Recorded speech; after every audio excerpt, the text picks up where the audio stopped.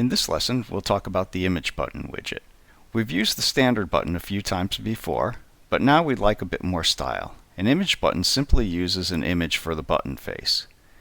We'll start with the images. First, we need to add them to our Drawable Resources folder.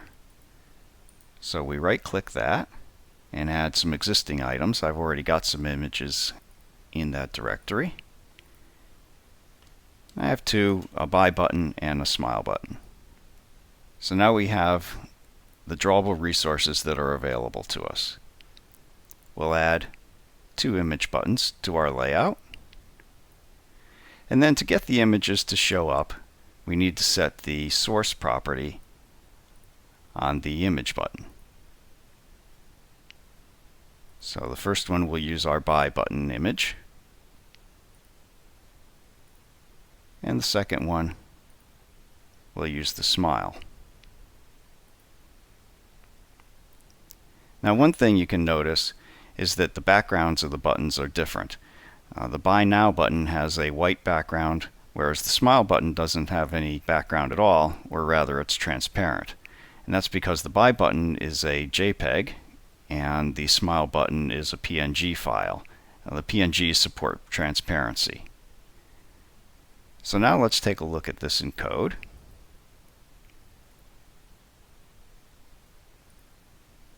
And we work with image buttons basically the same way in code as we would a regular standard button. So we get the image button variable, and now we'll add a click event.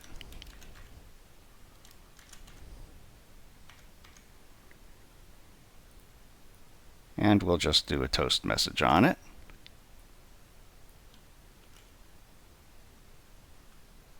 And we'll run this.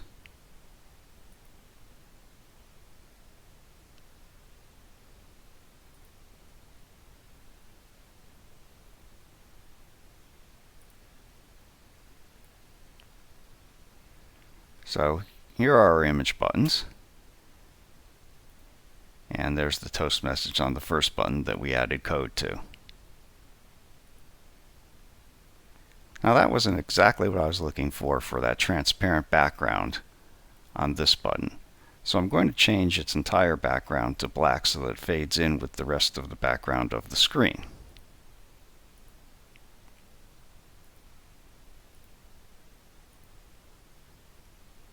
And now we'll try and run this and see what that looks like.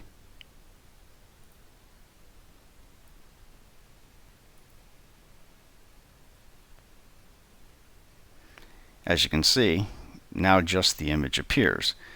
When I click the button, however, you can't really tell that anything's happening to it.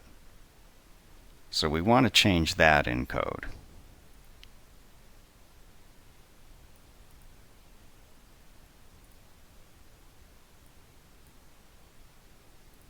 So first we'll create a variable for that button.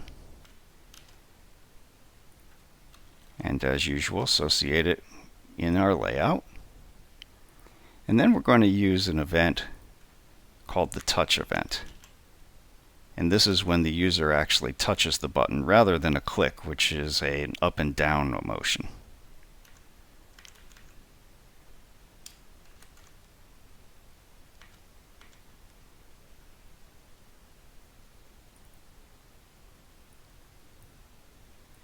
And in that touch event, we're going to change the color filter of the button so that when the button is in down position, we'll set the ARGB to 150A, whereas when it's in the up position, the A will just be a 0.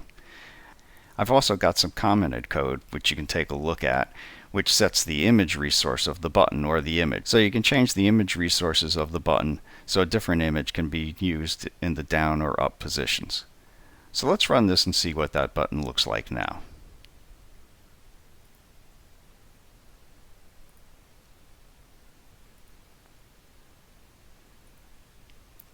Okay, so there's our button. And when we click it, we now get a little bit of a flicker effect due to the masking. So, the image buttons essentially work the same in code as a standard button, but they just look a lot better.